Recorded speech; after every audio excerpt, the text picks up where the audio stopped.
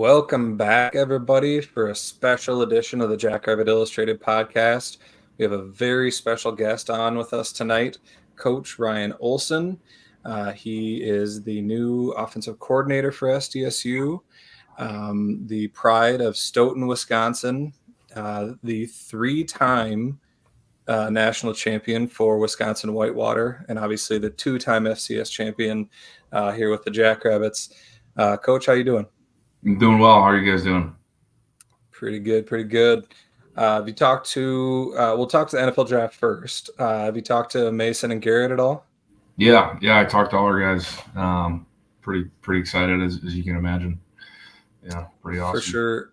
Did I mean Mason? He just seems like a Steeler. I feel like he's Yeah, gonna I think fit like right in there. culturally, it's a great fit. And if you've ever been to Pittsburgh, it's not like a real flashy type of town. And yeah, he's I think it's a pretty good fit on that account. Definitely. Yeah. Go ahead, Chad. No, I was just gonna say I know Kibby and Lee were up there Friday and Saturday. He was hoping to get his name called Friday. I was too, and there was rumors that it was going to be the Steelers, and I was happy because I think that, like you said, it's a great landing spot. Of all the FC teams, they're one of the ones that I don't dislike. So not that matters to him, but I think I expect him to earn a roster spot and compete for time on the field right away, I think. So I don't know. They might use him as center, you think? Have you heard anything about that? Yeah, they came out on Tuesday before the draft. So they flew their offensive coordinator and their offensive line coach to Brookings to work him out at specifically center. Which, I mean, on one hand, he doesn't have any tape at center. He's done it in practice at times, and he's worked on it on his own a lot.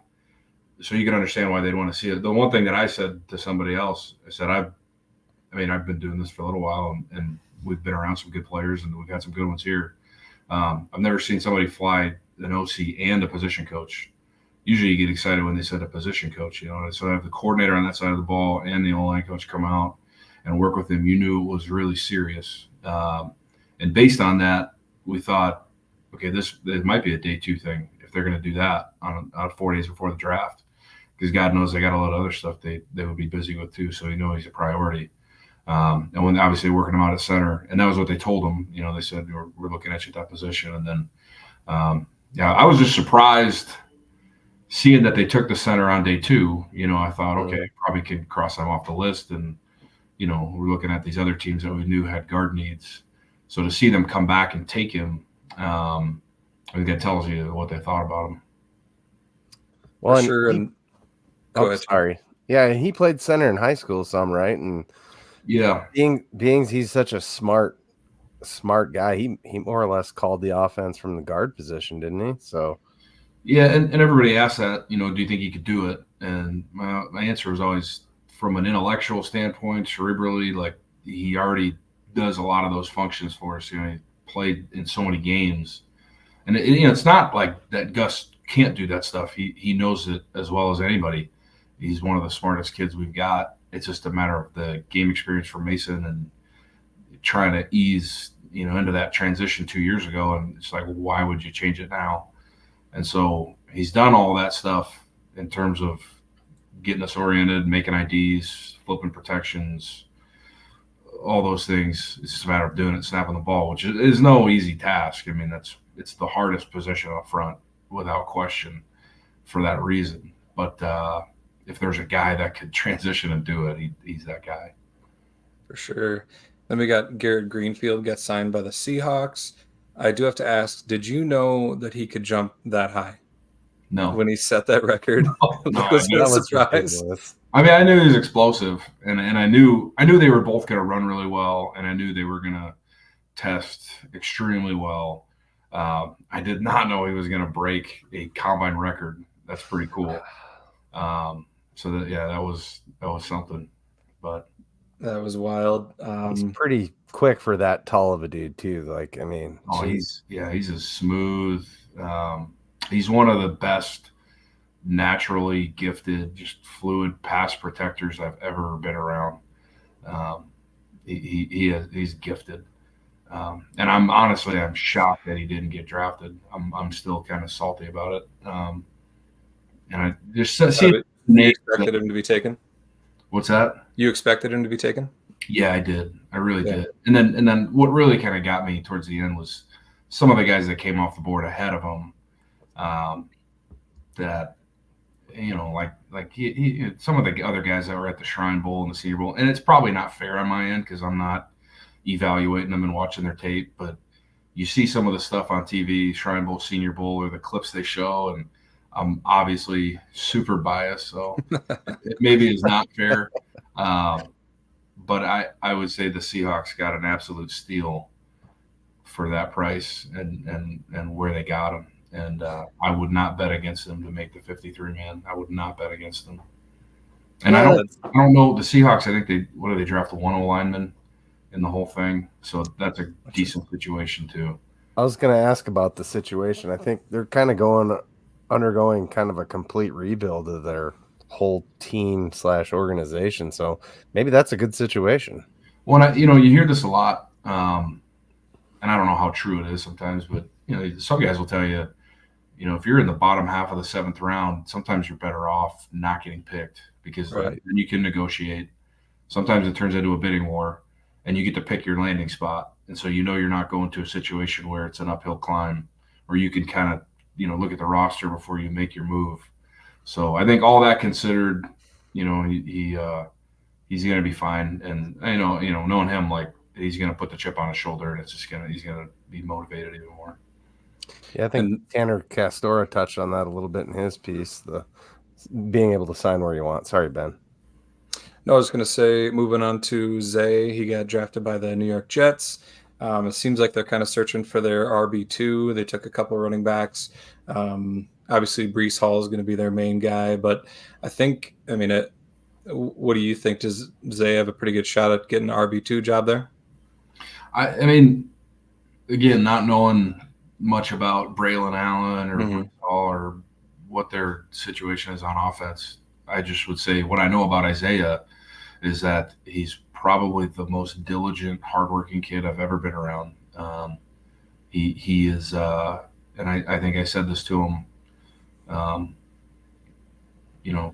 senior day. I walked up to him and I just said, "You are the epitome of what a coach wants to have in a player. And it doesn't matter the position. He just does everything the right way. He is one of the hardest workers I've ever had. And it's one of those things. He's not the loudest kid. He doesn't need to say a whole lot. But his presence and just the way he goes about his business is really powerful in terms of how it kind of sets the tone for everybody else. He's the kind of guy that when he's on your team, like you don't want to let him down. You can see that the guys around, like they saw how he worked. Better live up to that standard. And he's just a self-made kid, coming out of high school. He had one offer to play running back, and it was here. He had an offer to play linebacker. Everybody thought he's too big, he's too this, he's too that. And I think there's probably a little bit of that in his evaluation at the NFL level. He's a big back. Is he going to have is he durable enough? Did he run well? And, everybody there's so many questions. I think I saw at the end of the draft or when he came off the board, I think it was Mel Kiper was saying that they had him. He was shocked that he went that low, and again, I don't know how tuned in those TV personalities are to reality, but I think they got a pretty good deal getting him in the 5th round. Yeah, that is just wild that he didn't have any other offers at running back. I remember seeing him in his first spring game and seeing some of the runs he was doing, and I was like, and that was when we had Pierre Strong still, and I was like, well, we've got the best 2-back combo in the FCS right now with Isaiah Davis. He's just a beast, and like you said, on top of that, such a nice dude. Like he was just always a smile on his face and everything. He was just so fun to watch, and that he'll be missed. He's a Jackrabbit goat, that's for sure. Go ahead. I was just gonna say, I know I got a little bit emotional watching that film, watching him. Yeah, that was pretty cool. That film that accept you guys the call put together with the Jets, and I'm thinking Dallas would have something to say about that too. He's just joining us, but it got a little dusty in my house while I was watching that too. There's a lot of emotion there, and behind that emotion is all the hard work you're talking about, and it's just good to see that. Dallas, Well, how you welcome in, doing? Dallas. Yeah, we're just talking about Zay and his emotional video that he posted when he accepted the call for the draft. Oh man, I lost it. I was sitting on my front step drinking coffee, which is like my favorite thing to do as soon as the weather starts to get warm. And yeah, I would not that I would care, but I'm really glad no one was walking by at the time because I completely lost it. It was awesome. I can't get over those. I love those videos so much. I mean, I've watched Masons I don't know how many times too. Those are great. Agreed. So outside of that, we had also the Yankees. Both went to the Texans. Tanner Castora posted a cool story about how that went down. I recommend go checking that out because it was kind of a interesting behind the scenes of how they got the calls from the different teams and stuff. And so excited for them. See if it sounds like one of them, or at least one of them, has a chance to make the active roster. The other one probably practice squad. Hopefully they can both make it. But and then outside of that, Zach Hines going to the Chargers. And Dyshawn went to the Browns. Dyshawn to the Browns and Stallberg to the Saints. Yeah, I believe that's all. But yeah, just incredible watching or seeing all the guys get opportunities in the NFL. I don't know if you saw, Ryan, but somebody posted it's amazing looking back at the 2021 team and how many guys are actively in the NFL now. And it's just incredible the amount of talent that's been coming through this program. I guess, remind me, when did you come to SDSU? So I was hired in January of 21. So it was like literally 3 weeks before we started the COVID year in the spring. Oh, gotcha. So that was my first season, was tight end coach in the spring season. You've seen a little bit of success in your time here. Yeah, I got on the train, right? I mean, we were leaving the station, and I jumped on the back. But one might say you're responsible for it. We can't prove you're not. A lot of different ways, man. Yeah. Would your first game then? Or coincidence? I don't know. Sorry. Would your first game then been up in North Dakota? My first game would have been at UNI. Oh. We were at UNI, and Pierre caught the flare out of the backfield to win the game at the very end. Zach Hines caught the screen and go down the sideline for about 40 yards, got us down to like the 5-yard line. And then we ran it like 3 times in a row, and then I think it's 4th down, and we threw the flare out to Pierre out of the backfield, won the game walking off the field. So pretty thrilling first game. Now, Tucker Kraft got hurt on the 3rd play of that game, so as a tight end coach, I was like, oh, my God, here we go. But right. Zach Larson has a question here. Any chance Freeman gets picked up by someone? He deserves a shot somewhere. He's so underrated. Do you have any inkling on that? So this process is so funny. There's like levels of, right, guys get drafted. You got guys that sign priority free agent contracts. I saw guys that were signing from different places today. And then you've got the mini camp invites, the rookie mini camp invites. And so, to be honest with you, I've been like beating the phones trying to there's still a couple guys that I think deserve to be invited to mini camp, and all the different levels I've coached at. I mean, I had guys at Bemidji State that got invited to mini camps and stuff like that. I know there's guys on our team that are deserving. So talking to a couple scouts and some of the connections, what little they are that I have at that level, and I know other guys on our staff are doing the same thing. I think there's a chance. I think those things will keep trickling out here for another 2-3 days, and we certainly hope so. But he deserves it. I know that. No, I've said a bunch. We got a lag here. I've said a bunch of times that's who I've told my son Hudson that he should play like since he set foot on the field at SDSU. He just reckless abandon and the effort, that he gives, and total difference maker. So I agree. I hope he does. Coach, can you take us through now? Can you explain, or are you aware of the nuances? Because there's the UDFA contracts that come out right away. Those are priority. Then there's the mini camp invites. Do you have any insight into what that process looks like right afterwards and kind of what that difference is? Yeah, I don't have any specificity on like how they go through that. I know some of the guys I've texted and said, "Hey, will you look at this guy from our team, or are you guys done with mini camp invites?" And that was yesterday on Sunday, and they must all been out of the office. They're like, "Yeah, I'll check our numbers when we get in tomorrow." So I'm sure everybody like took the day off yesterday after going through the draft, But I think there's still some evaluating going on right now, because one of the guys I texted, "Yeah, I'll take a look at his film and see how many spots we have left and what we need positionally." So I would, I think there's certainly, in terms of the timeline, probably reflects how they view people. Like I think Garrett signed, Garrett had his deal probably set up, I think, before the 7th round was over. Zach Hines texted me to let me know he was going with the Chargers before the 7th round was over. So they're starting to work those lists and those guys and kind of probably hoping they don't get drafted so they can take them as UDFAs. They're doing that before the thing's even done.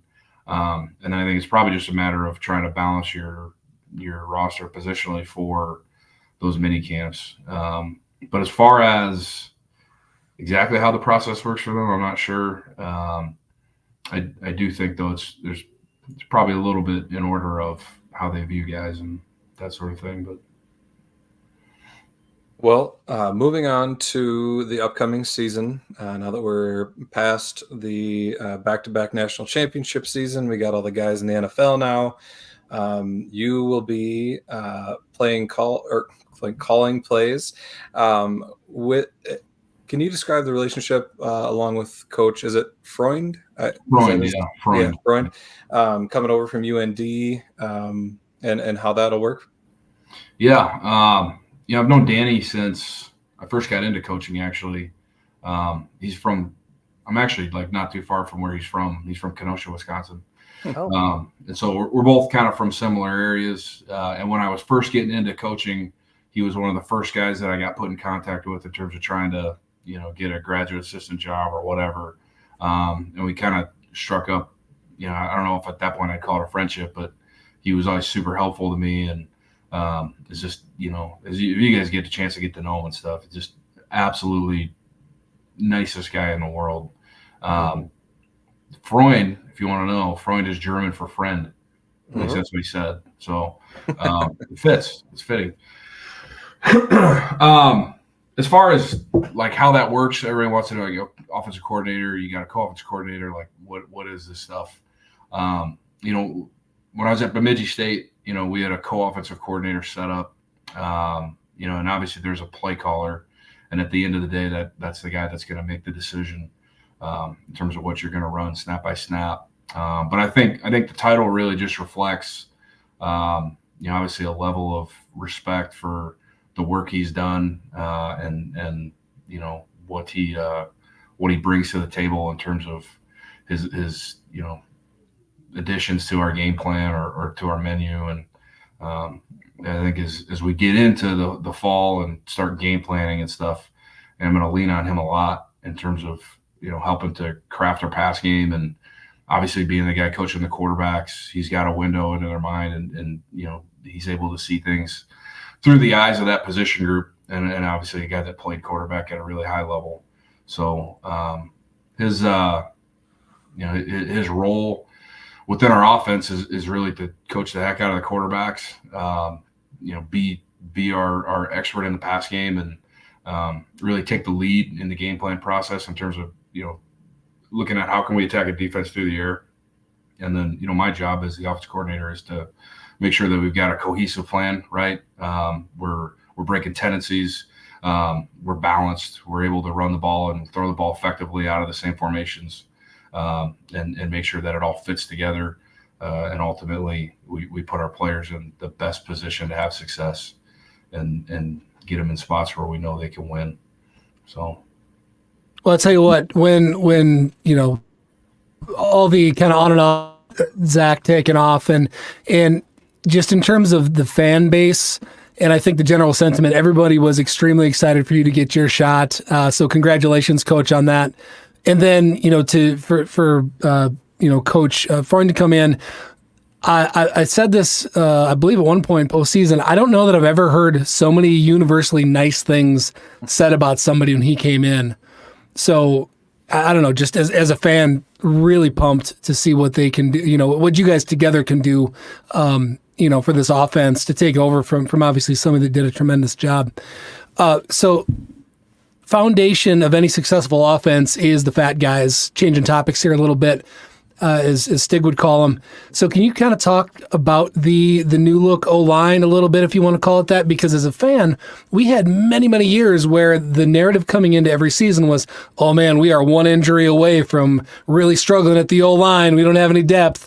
And then suddenly the last few years, obviously, no one has talked about the O-line because they're all world. Talk about that group a little bit and kind of what the thought process is coming into the season. Yeah, I think every offensive line coach feels that way too. You know, I'm one injury away from, being a really bad coach. And, if you can get to the point where you have 7 or 8 guys that you feel really good about, you're doing a lot better than everybody else in the country. I can tell you that. And I think that's evidence. If you're on social media and you're like following recruiting right now, there's a lot of programs that are offering a lot of guys on the portal, like bringing in 3-4 a year.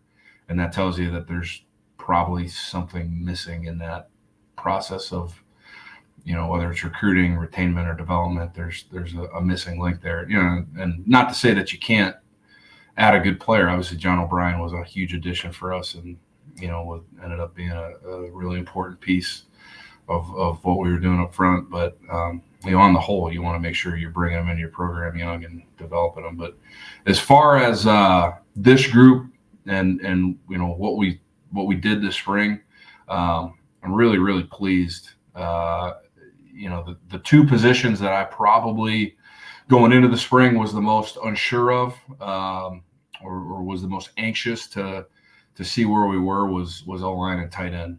And losing what we lost in terms of those 3 starters up front, we certainly have big shoes to fill.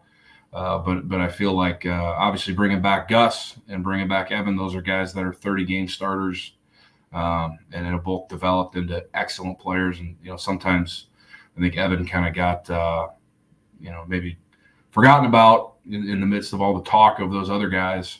Evan Bernstein is a hell of a player.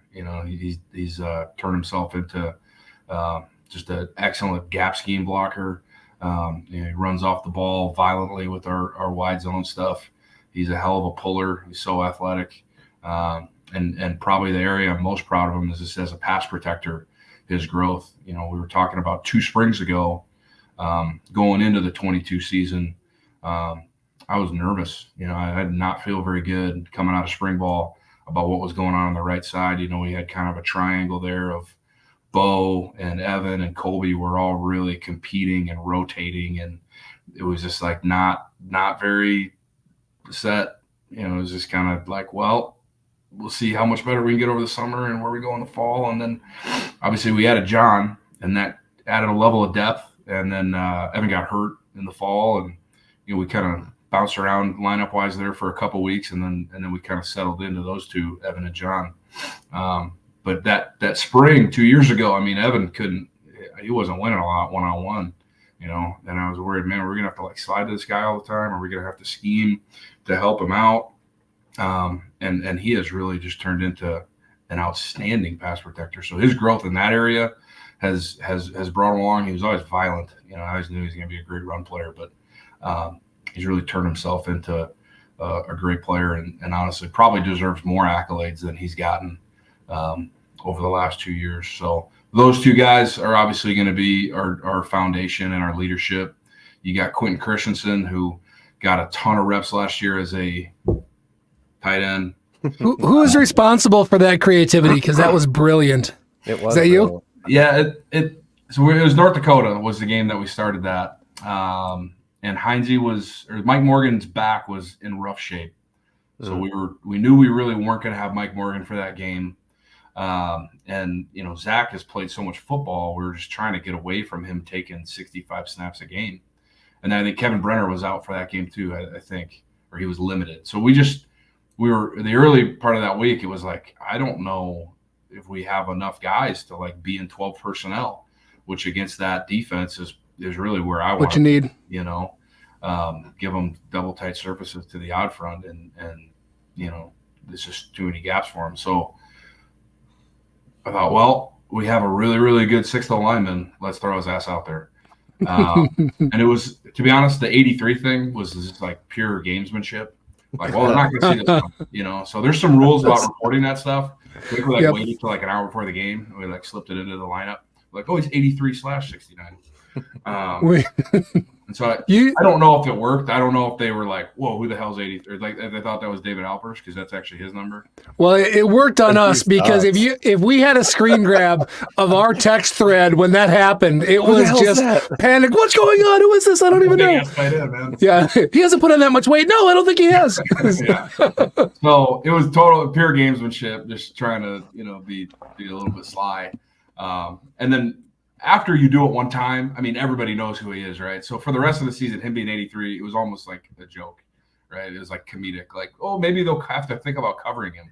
And if you watch us for like 6 weeks, like we had no intention of throwing the football at all. Like, yeah, Zach Hines and Mike Morgan. You think we're going to throw Quentin Christian the football? No. Now you got to do it. If I did, if I would have thrown the ball, I would have had to explain that to Zach and Mike, like, hey, so we're going to throw a pass to an alignment. That would not have gone over well either. So it was almost comedy by the end of the season that he was out there in 83, But the great thing that it did is it stole reps. He basically played tackle for 12, 15 reps a game. You add that up over, it was week 4 at UND or week 5. Like you add that up over 10 weeks. That's a really valuable time for a young guy. So Quentin will slide in at one of those 2 tackle spots. We're kind of still, he can do either. He's played left and right the whole time he's been here. And I think we've done a really good job of that with all our young guys as I've cross-trained them just because you don't know how the puzzle fits together till you get there. And you just never know when you're going to need to flip a guy because the whole thing is get your 5 best players on the field. And if you're stuck having your 7th best guy in the field because number 6 can't play in a left-handed stance, and then shame on you for not getting him ready. So he'll slide into one of those tackle spots. He had a great spring. Really excited about where he's at. And then, just a plethora of guys at the left guard spot that have been competing. And between Ethan Vibert, who's going to be a senior for us, who has been really our backup center the last 2 years. And I'll tell you, Vibes would play at a lot of places at our level. It's just, he happened to be behind some really good players. So Ethan had just an outstanding spring. Jalen Lee, a kid from Chicago who, 2 years ago had a horrific knee injury and has just battled his ass off to get back to being healthy. He had a nice spring and has put himself in position to compete as well. And then a young guy that really has popped up is Will Papke from Mountain Rapid. Will is going to be a great player here. He's gifted athletically. He's explosive. He's really intelligent. He's like a 28 ACT guy. And then on top of that, he's kind of a prick. So I'm sure he won't mind it. Mold. We have a type. Too many fights during spring ball, but if there was one, there's a good chance Will was involved. So I didn't get that impression from him, but it was good to see. He was kind of playing a little center, wasn't he, at spring game? Well, yeah, that was mean on my part. That was not very nice of me. So Jackson Kirsten, another a redshirt freshman, same class as Will, from the Chicago area, from Naperville. Jackson had been rolling as 2 center pretty much the whole spring, and he was doing a really nice job. And then Jackson unfortunately got dinged, little ankle injury, practice 12. So I kind of told Will, hey, you're going to take some center reps. So the spring game was Will's 3rd day of his life playing center. Jeez. So I think he only had 2 snaps that were a little high. We didn't have any on the ground, so I was pretty proud, honestly. We didn't have a fumble or a bad exchange or anything. So that was tough. I threw him into a tough spot in the spring game, but I think it was good for him. Yeah, I specifically went and asked him if he had ever played center before because I wasn't aware of any in his high school career, and he said, "Oh yeah, definitely not." So I was like, That's pretty funny. So you mentioned the trick with the jersey. I think people want to know you've kind of you're following a legacy of trick plays with Eck. Then Lujan kind of had his own tricks up his sleeve. Are you going to have some tricks up your sleeve as well? You're going to carry that on? Yeah, I think as you look at, that being a part of our offense that has been unique and I think hard to defend. I definitely believe in that philosophically. I definitely believe in having a couple tricks up your sleeve game to game. I would say this: if you look within our conference at another program or offense that has had a lot of crafty stuff, it's been North Dakota. And so I think Danny brings a lot to the table that way too. He's a really creative when it comes to play design. So I think collaboratively, our offensive staff will be able to generate some cool stuff, and that'll be a part of what we do for sure. I'm excited to see that. When I talk about the O-line, I should mention, it just occurred to me, the other tackle spot, two guys that I expect to battle their ass off in fall camp, Colby Christensen and Marcus Hicks. And unfortunately, Marcus was out for most of the spring with an injury. So we get him healthy and rolling. Colby was out for half the spring with an injury. So those guys missed out on some development this spring, but this fall camp is going to be huge for their growth. So those two guys are going to battle. And then Kenyon Big Bow, probably the third piece over there at the other tackle spot opposite Q. Is it just me, or is Colby a really large man? Colby's huge. Super long. Those Marcus is giant. That's true. Yeah, I mean, those two guys are not they're not bad looking kids. I mean, they look the And here's the crazy thing. You want to know this? Colby Christensen has 3 years eligibility left because he came in. Really? Yeah, because he had the COVID year, redshirted, so he really got 2 years free there. And then this past fall doesn't count because he hurt his knee. So he med-redded. So he actually has 3 years eligibility left as like a 21-year-old. So he's like he could be our 6-year guy down the road. Now that's a conversation you have later on when you get there. But sure, he's still, in my eyes, he's still young. So what do you want to study in your graduate career, sir? So you mentioned Will Packey being a little bit of a prick. Who do you see taking over the role that Mason had in terms of kind of that leader? Do you see anybody from the offensive line stepping into that role? I think it's really Gus and Evan are going to be our two main leaders in terms of guys that have played a lot of football and have been in some big moments. And I think those two, they're certainly, from a personality standpoint, they're different than Mason. He's kind of one of one, right? Mm-hmm. I think those two guys in their own way will grab the torch and carry it. The thing I always tell our guys, if you want to lead, you got to do everything right. You got to be present. You got to do everything right. You can't be a guy that is late. You can't be a guy that, skips his training, appointment with the trainer. You can't be a guy that gets C's. Like, you have to do everything right, because if you don't, the guys that you're supposed to lead are going to look at you and go, well, you didn't do it that way. Why do I have to do it that way? And those are two guys that they do everything right. And so with that in mind, they've kind of grabbed that torch and then been carrying it. Now, some of the stuff on the field in terms of like making calls and moving IDs and things like that, that goes back to Gus. And he's more than capable, and it's not like he doesn't talk up there. Like, Mason gets a lot of credit, as he should, for being that guy for us. But Gus is certainly, knows it and has done it too. So that's awesome. So moving past the O-line, you are now in charge of the whole offense. So let's talk about some of the weapons that you've got coming back. Obviously, we know we've got Mark at quarterback. Can you talk a little bit about our other quarterback, Chase Mason? Everybody was excited about the splash play in the spring game. And I think he's kind of wondering, are we going to try to utilize him in a few different ways? So I guess, can you shed any light on that? Yeah, Chase, his growth through the spring has been just incredible. But I would not tell you that I'm surprised. It's exactly what I expected, what we all expected, knowing the type of talent that he was, coming out of high school. Obviously went and played baseball for a little bit, and I think just realized, like, man, I love football. I want to go play football. So getting him back in the program, getting him acclimated. Obviously, he suffered the injury last spring or 2 springs ago. That would have been, and that was frustrating for him for sure. So it was really, really fulfilling to see him really succeed this spring and make a lot of plays and feel comfortable within the offense. So I was like, all right, we checked that box. Like Chase is ready to play quarterback when we need him to in this offense. On the other note, like, will he be part of this offense? He's going to be part of this offense. Am I going to tell you what we're going to do with him? Probably not going to say that on here. But he is too gifted to have him over there holding the clipboard and signaling plays in. He's too gifted to do that. Something that Coach Eck used to do going into every fall camp that I really liked, we would sit down as an offensive staff and we would put a list together of take the O-lineman out of it, take the starting quarterback out of it, who are our top 10 best football players on offense, who are top 10 athletes.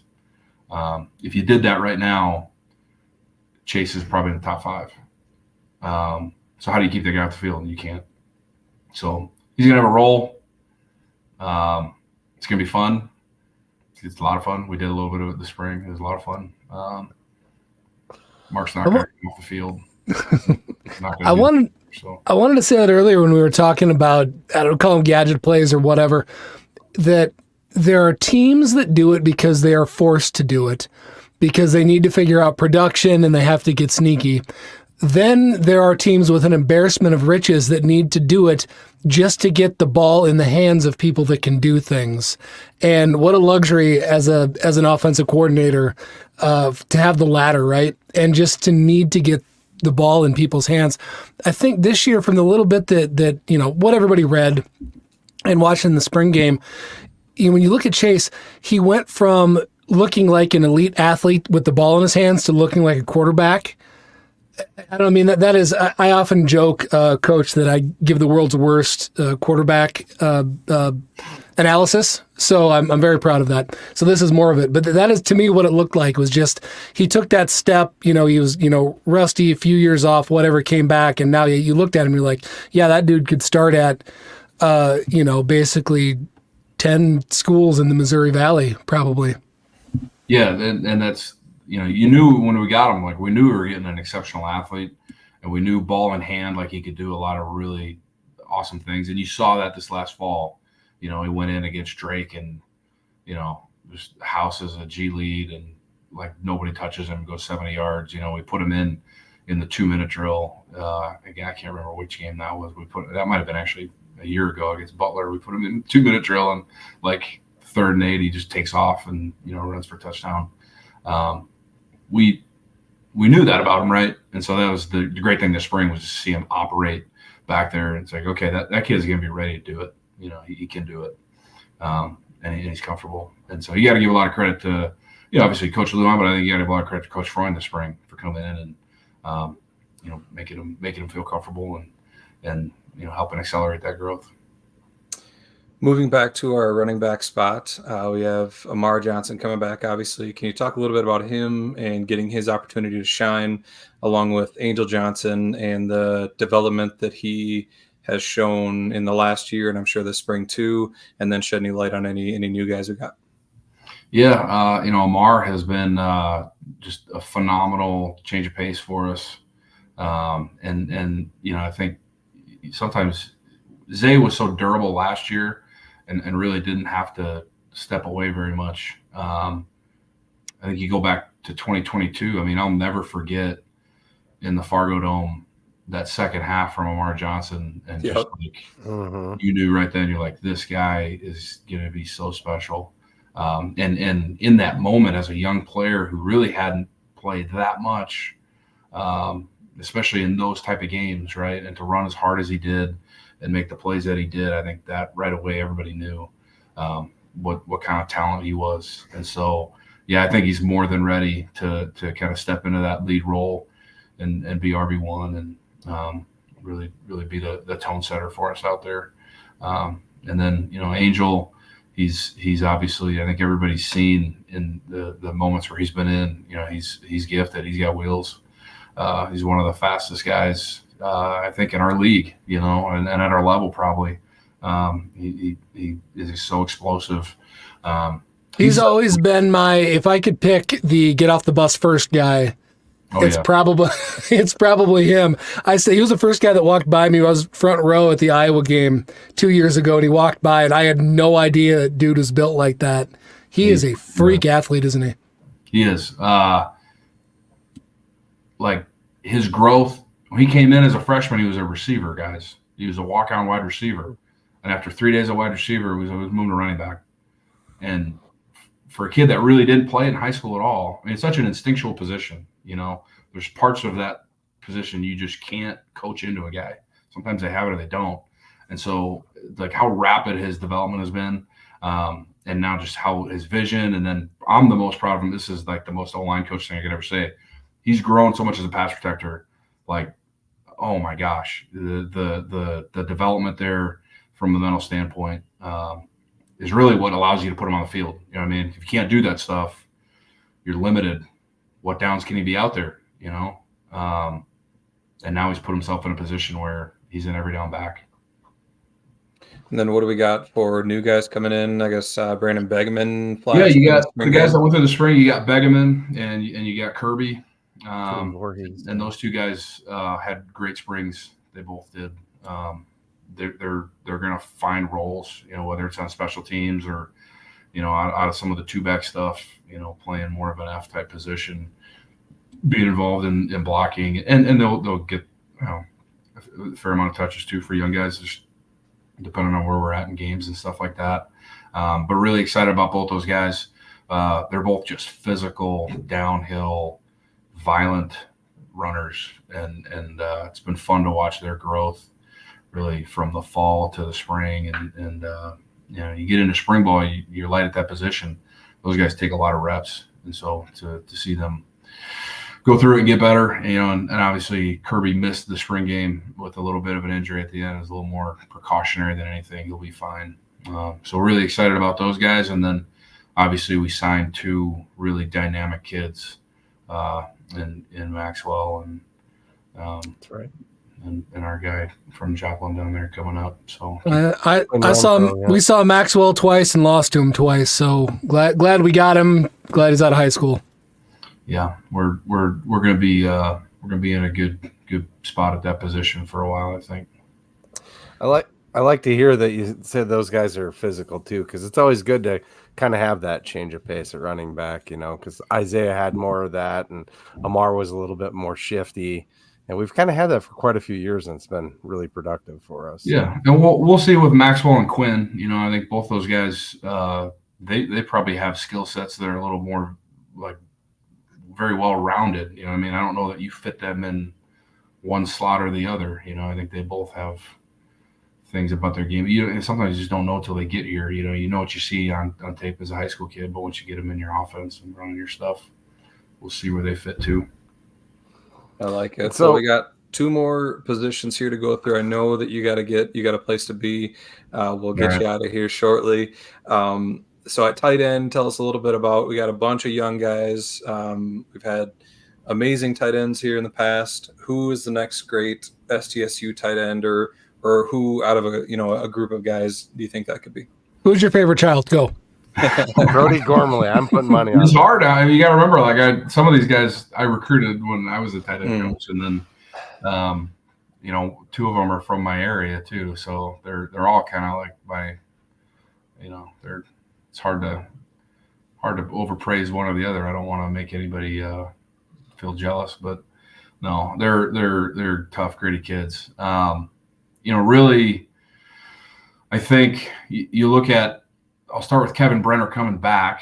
I think we kind of forget to talk about him because he was out all spring because he had surgery. Kevin Brenner is going to be the veteran voice in that room, and a guy who has a very important role. Kevin's a true fullback, and there's a place for that in our offense. If you guys have watched us over the last 4 years, between Mike Morgan and you even go back to, before I got here, like Luke Sellers. I remember when I got here and I was watching tape from like 18-19. I was like, I love that guy. Mm-hmm. That guy's like my favorite player. So I think that job is still important in our offense, and Kevin's going to do a great job there.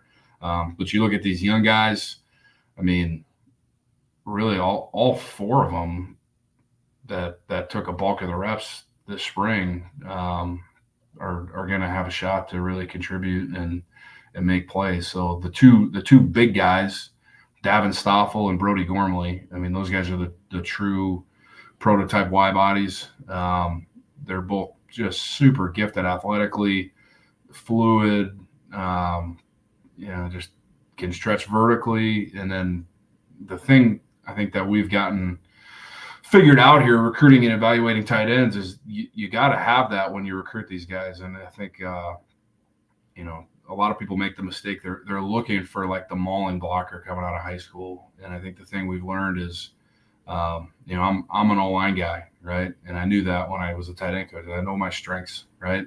Coach Myers, his background is O-line. Okay. So between the two of us, we better be able to teach a kid how to block, or I don't know what we're doing here, right?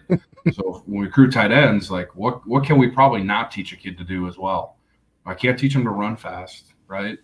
Ball skills are one of those things. Like if you didn't play catch with your dad as a kid, it's too late when you are 19 and you're going to college. Like if you can't catch a football by then, no one's going to teach you how to do it. So can they run? Do they have body control? Are they explosive? Can they catch football? And those guys could all do it. It was just a matter of, all right, we got to get the weight on them, and they got to have a willingness to be physical and put their face on people.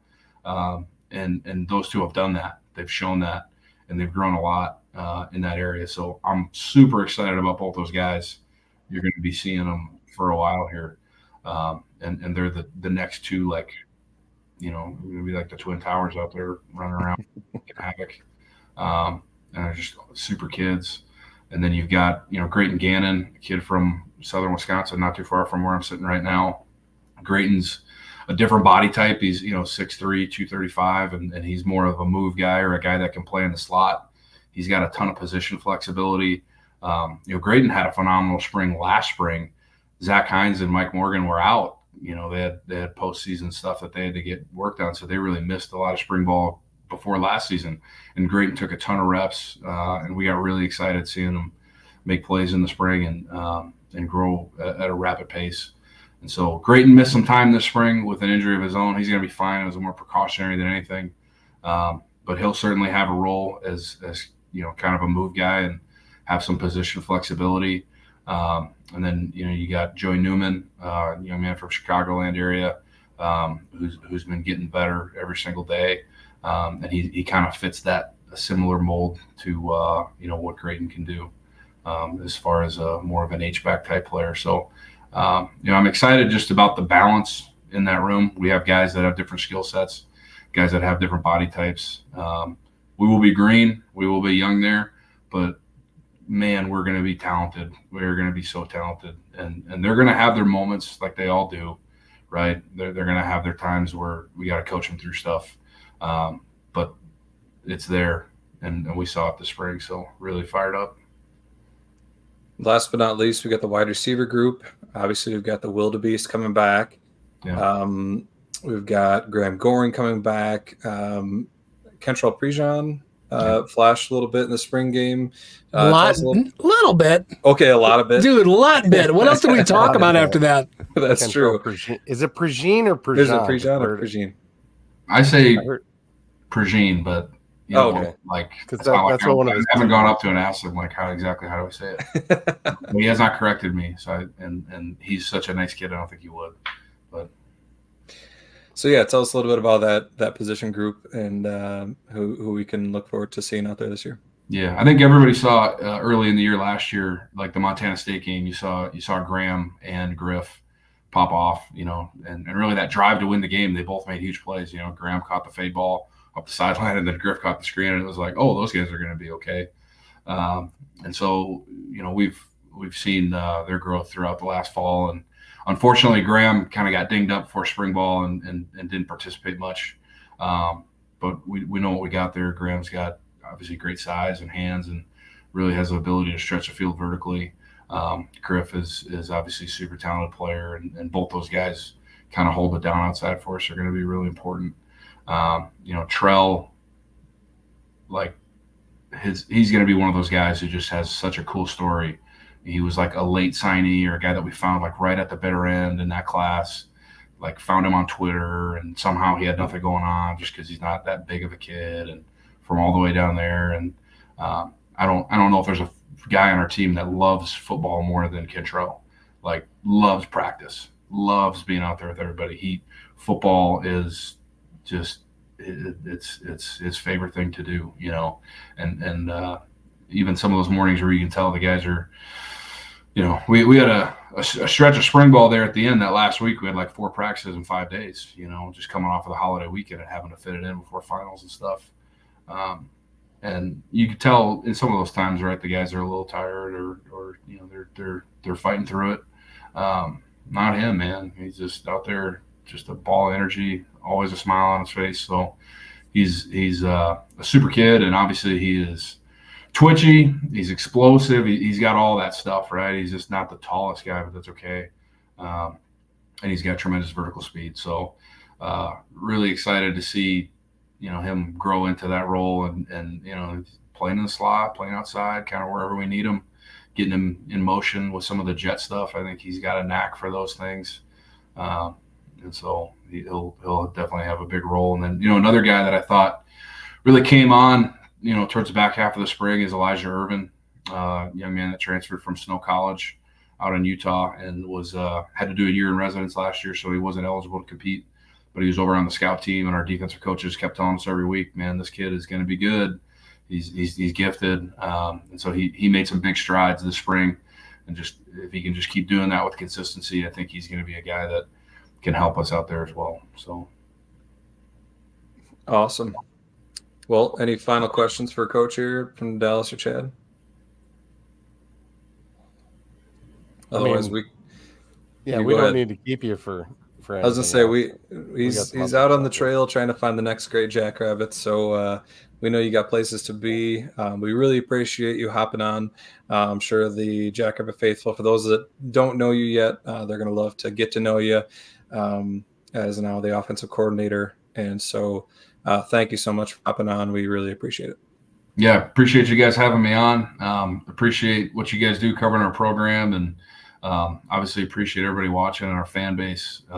This is just having been at a lot of different programs early in my career and bouncing around. This is, you know, everybody wants to say it. It sounds cliche, but this is a unique place, special. The type of support we get from the community, from our alumni, from our fans.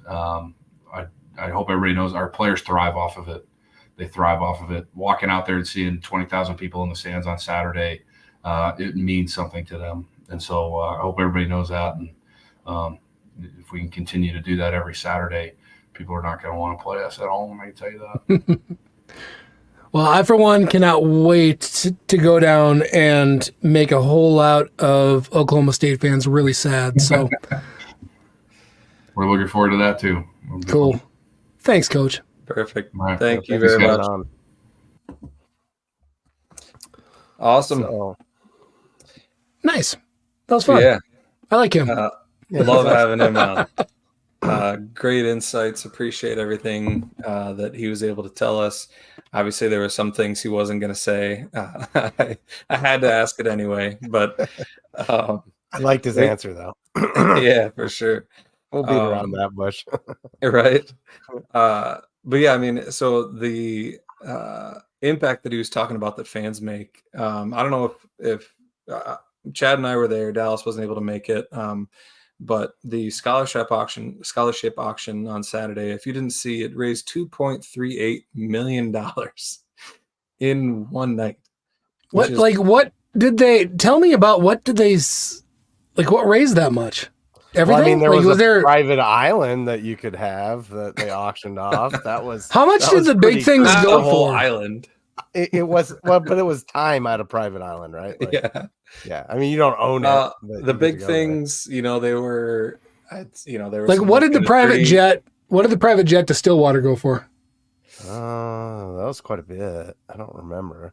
Yeah, I want to say there was the set of 4 went for I don't know, maybe 10 grand or something like that. Yeah. Some of the big items were going for 30, 40, 50 grand. And so they were just popping off, and all the silent auction items, like last year, I felt like I got a steal on a couple things, but this year there were no steals to be had. People were bidding like crazy. The amount of support for this program right now is unreal. And like Coach Olson said, just the difference that the Jacks fans make by showing up to games. We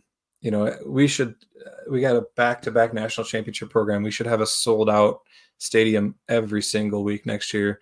Agreed. So if you obviously, we're probably preaching to the choir for our listeners, but continue to bring friends to games. It's infectious, contagious. When people come check it out, they really like it. So don't stop that. But just had to mention the scholarship auction. The Bold and Blue programs announced that they made over $600 million with I think they had a $500 million goal. And so overshot that by 100 million, which is unreal. So yeah, just the amount of momentum in this program is incredible right now. Adam asked, Hold on.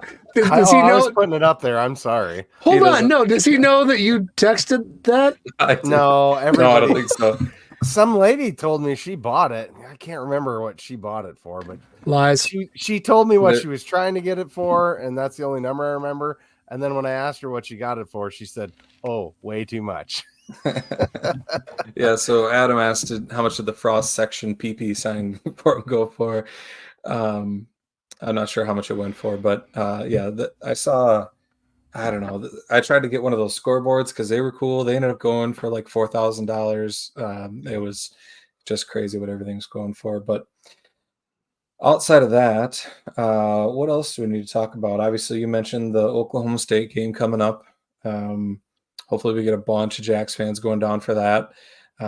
There's plenty of us to drive all the way to Frisco. You might as well drive to Oklahoma State. It's not that far compared to Frisco. No. Not terrible. Hold on. Let's go back. There's a couple of questions here that were very tactical that I think maybe are worth touching on, or at least discussing when we will come back and start talking more football specific stuff. So we got Matt K. When do you think Missouri Valley Conference will be just as strong or better this year? I mean, in general, I don't know. One, we obviously need to start doing at some point during the summer, we'll start leading in like we did last year with some conference previews and overall FCS previews, and probably even get a little bigger than we did last year. In general, like, it's going to be strong. Without getting too much into it, I don't know. I think both of the Dakota U's are going to be down. UND is already a dumpster fire. If anybody listening has eligibility, you might want to send your resume up to University of North Dakota, and you probably can get yourself a helmet because they're out of players, and I don't know what they're gonna do. So it's really not a good situation for those guys. It sucks because I don't hate that program. I have no animosity, but they are in a bad spot. And then USD, I have said multiple times, I called going into last season. They were picked towards the bottom of the conference. I said they were going to host and win a playoff game, and I was right. And this year, I believe the opposite. I think they're not going to be that good. I just think last year was a product of their schedule and how things worked out. They're not going to be a terrible team, but they're not going to be a great team. Beyond that, I don't know. We get rid of the Leathernecks, thank goodness, but traded for Murray State. I think as much as I don't like it, the Furry Cows, I think, are going to be real good this year. They just lost their top receiver to the portal, so that hurts, and that's a whole nother conversation. I don't know. You guys, I don't want to get too in depth into this. You guys got anything else? I just think there's going to be more parity below the top couple of teams. Kind of like what we saw last year, except for maybe not a clear-cut third, right? So the whole FCS to me this year, it's going to be. I actually take this with a grain of salt. Montana, South Dakota State, North Dakota State. I know. Wide gap. Montana State, Idaho. Wider gap. Take your pick. The field. And so I don't think that. I mean, to me, if anybody knocks off anybody in the top three other than those three I mentioned, I'll be shocked. So you're right on the parity with the field, Chad. So Patrick out there in Big Skylands, asking us how we feel about NDSU. Well, I do know that they lost one of their best receivers today. That's news noteworthy. I don't know if you guys have any other comments on that.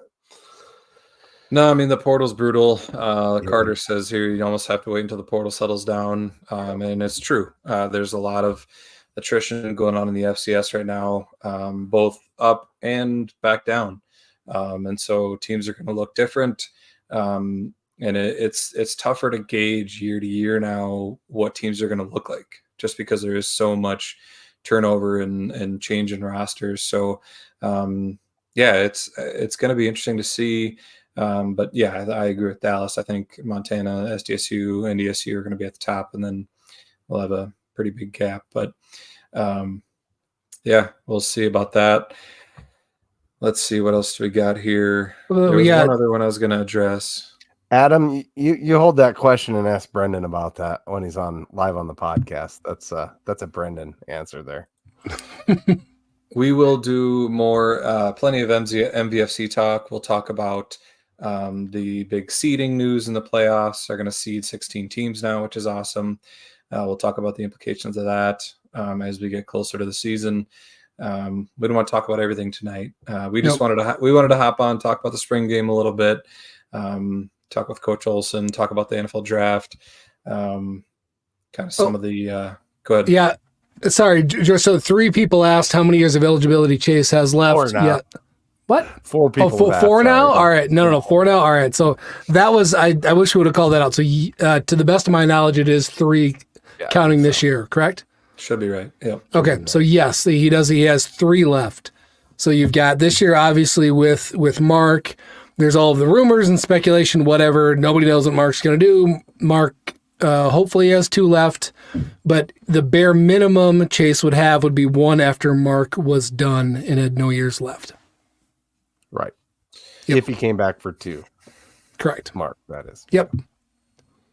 So just hold your breath. If you have players on your team that you really like and you're afraid of going anywhere, just hold your breath until, the first. Yeah, so the graduate transfer portal closes on the 1st. I forget what time it is on the 1st, but we'll be obviously keeping our eye on that. Brian asked, did Brendan get kicked out 100%. For shaving off his beard? 100%. Yes. No. The boss made him do that. He's got a new child at home, and he's busy with his new daughter. So congrats to Brendan and Ariel on that. But anything else do we need to address for now? I don't know. Thanks to Kubota for signing on to be our title sponsor for yet another year. Talked to John Cawley at the scholarship auction, and he said, you guys, I want to do it again. So thanks to all the Kubota dealers in South Dakota. If you need to get yourself a side-by-side, a skid steer, a full tractor, a mini tractor, I guess they call them compact tractors, one of each. No further than your area Kubota dealer. It's north. They're all over. So we got quite a few. What, 8 now, I think, in South Dakota? Cool. Yeah. No, I don't have anything else. I'm sorry I was late, guys. I had every computer problem imaginable. So call it off-season problems, I guess. But this is, I've missed this. I'm very happy to be back. I've missed you guys. Yeah, it's too bad you weren't able to get to the scholarship auction. We had a ton of fun there and would have enjoyed having you there as well. Yeah, you'll have to get there next time. Agreed. We had kid football stuff. Yep. No, understandable. That'll happen. Well, thanks everybody for hopping on. We appreciate it. We had there's 630 of you watching right now, which is just insane. Appreciate everybody for stopping by. Definitely like and subscribe to the FCS Fans Nation channel. Follow Jackrabbit Illustrated on Twitter, Facebook. You can see our individual handles on here too. So give us a follow. No shotguns. I don't. This is all. I can go get a Busch Light. No. I can. But I don't have. We'll just finish our drink. We'll just finish what we have. I don't have cans of anything in the fridge. So, as we always say, go big, go blue, go Jacks, guys. Go Jacks.